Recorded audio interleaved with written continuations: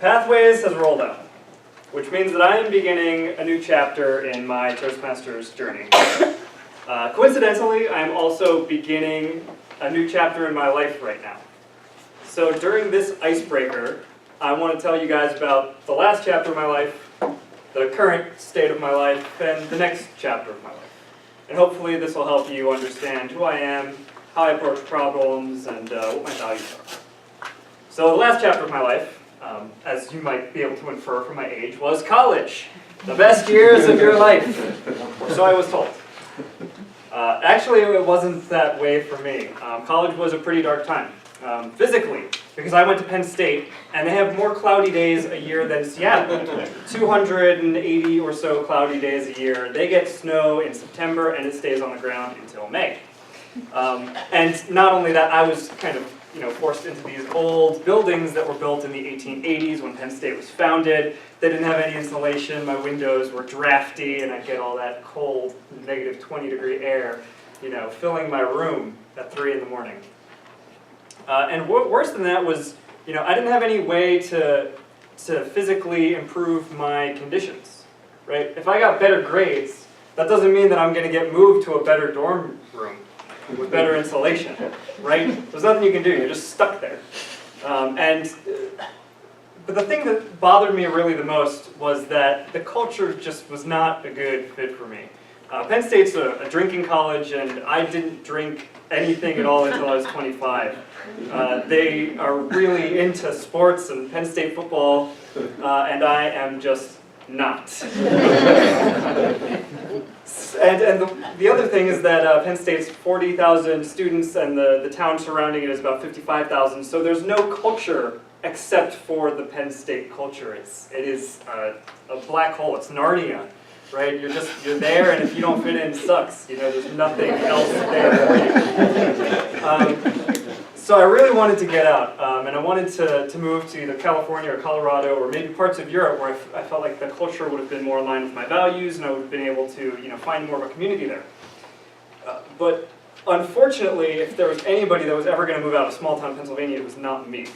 First of all, people don't move out of small-town Pennsylvania. I didn't know anybody who had left my hometown of Delaware County, right? You were born in Delaware County, you die there. Okay? That's just how it goes. I didn't have any role models, like people who were born here that went off and did something awesome.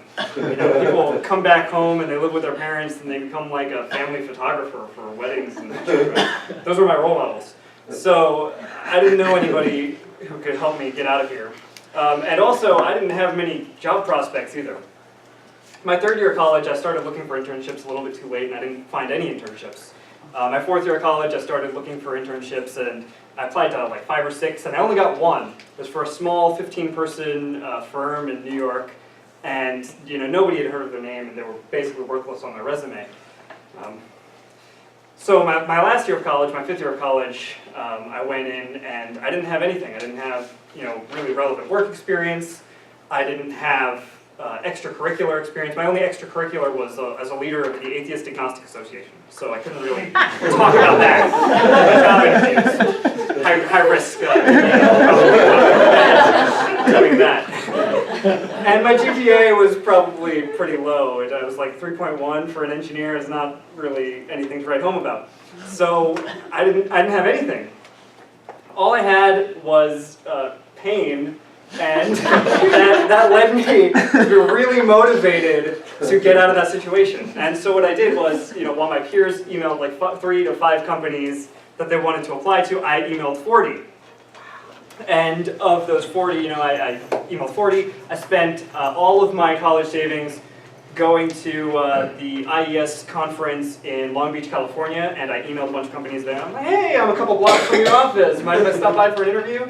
As a pretense, and I did all of this work. I skipped my classes to build my resume and sent cover letters to people, and I got 4 offers.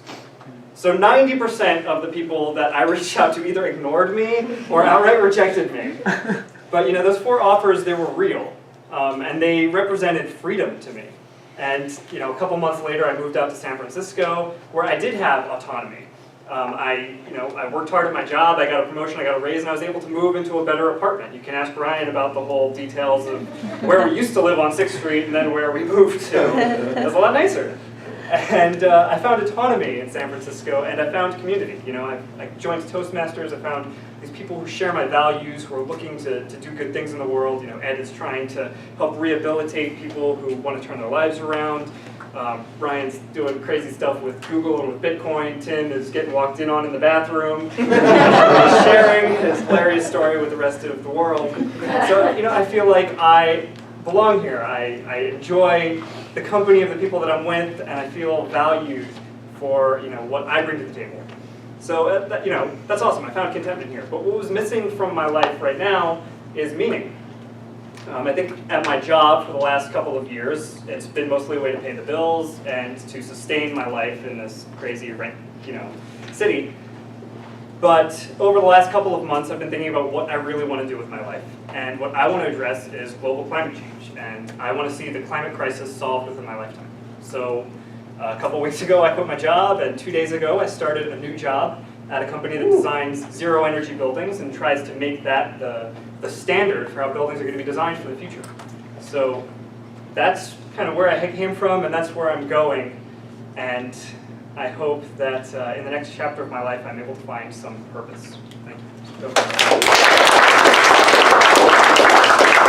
you very much for your adventure.